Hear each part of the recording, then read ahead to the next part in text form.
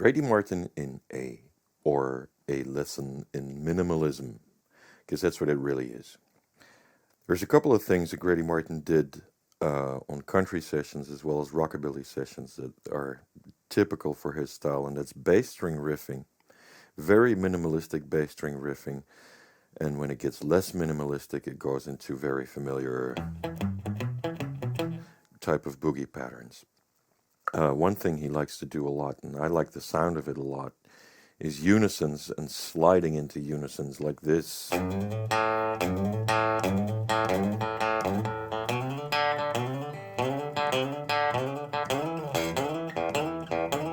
So take your time with those slides and make it greasy as long as you reach the target note on time. And then another thing is kind of an implication of staying on the one even though you're playing different chords. You're playing 1, 4, 5, but you're really kind of sticking to the one. That's sort of what I'm doing in the second part.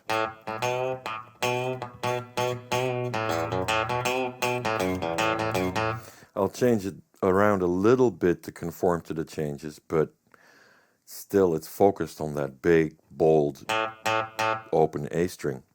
And notes that are grateful to play are the second fret and the third fret, meaning the second, the minor third. And you kind of want to bend in between those two. So you go. And again, you can take your time for those. You want it to moan. Now the third part that's higher up, you might think it's too simple. I think it's genius. And that's because he's really playing almost the same thing on the 1 chord and the 4 chord, meaning the A chord and the D chord.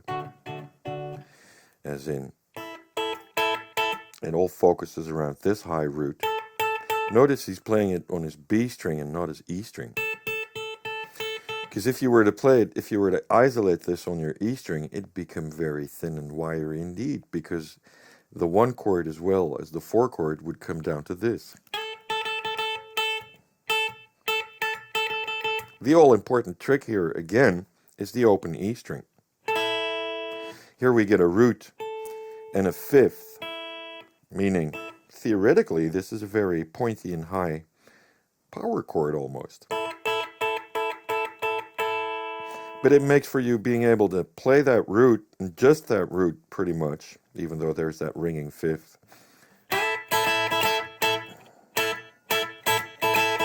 Now if I put down one finger on the 8th fret here, it changes into a D chord, because now all of a sudden I have the 5th and the 7th. If I want, I can add the 3rd here. At the same time, this can double as the 1 chord if I think of this as a minor 3rd.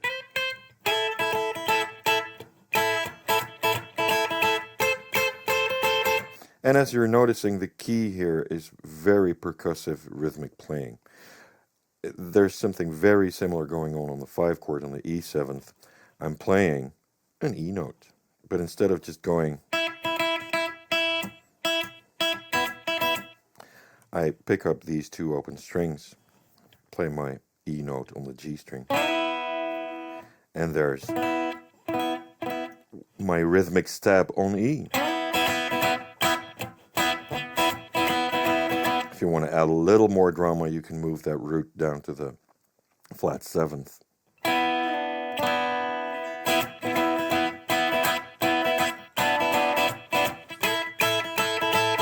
So there's that, playing through 3 chords using pretty much 2 notes.